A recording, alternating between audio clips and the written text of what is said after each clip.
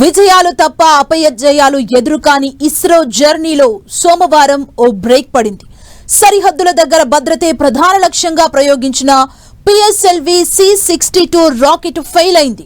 SHAR centre నుంచి నింగిలోకి ప్రయోగించబడిన 8 నిమిషాలకే 3వ దశలో సాంకేతిక సమస్య తలెత్తడంతో ఉపగ్రహాలు గతి తప్పాయి. దీంతో DRDO తయారు చేసిన అన్వేష సిరీస్ మొదట్లోనే విఫలమైనట్లయింది. అయితే ఇది కేవలం చిన్న వైఫల్యమే తప్ప భారీగా నిరాశ చెందాల్సిన అవసరం లేదంటున్నారు సైంటిస్టులు.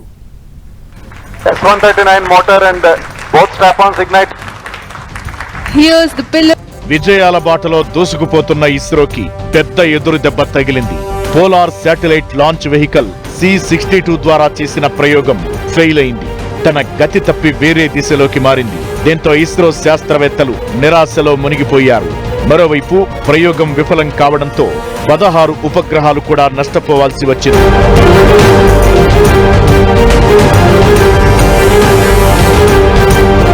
ఇస్రో అత్యంత ప్రతిష్టాత్మకంగా తీసుకుని కొత్త సంవత్సరంలో తలపెట్టిన మొదటి ప్రయోగమే విఫలం కావడం ఇస్రోకి షాక్ ఇవ్వగా, అసలు ఈ అన్వేష ప్రయోగం దేశ రక్షణ వ్యవస్థను మరింత బలోపేతం చేస్తూ శత్రువుల కదలికలపై నిఘా ఉంచేందుకు ఉద్దేశించబడింది.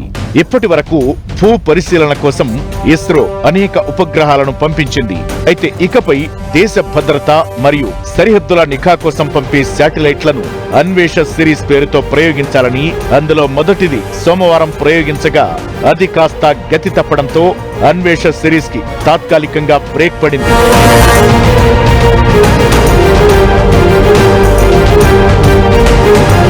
ఇక ఈ ప్రయోగం విఫలం కావడం అనేది అసాధారణమేమీ కాదు. గతంలోనూ ఇలాంటి ప్రయోగాలు సక్సెస్ కాలేదు.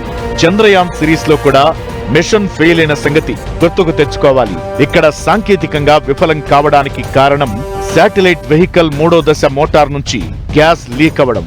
అంతేకాదు PS3 స్టేజ్ లో రెండోసారి రాకెట్ ఫెయిల్ కావడం ప్రత్యేకంగా గుర్తించాల్సిన అంశం.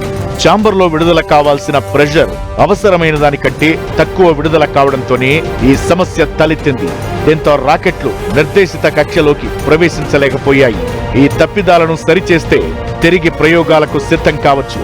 ఓ పరాజయం ఎదురైంది కాబట్టి ఇక్కడ ప్రయోగానికి ముందు మరోసారి టెస్ట్ ట్రయల్స్ నిర్వహించడం సాధారణం.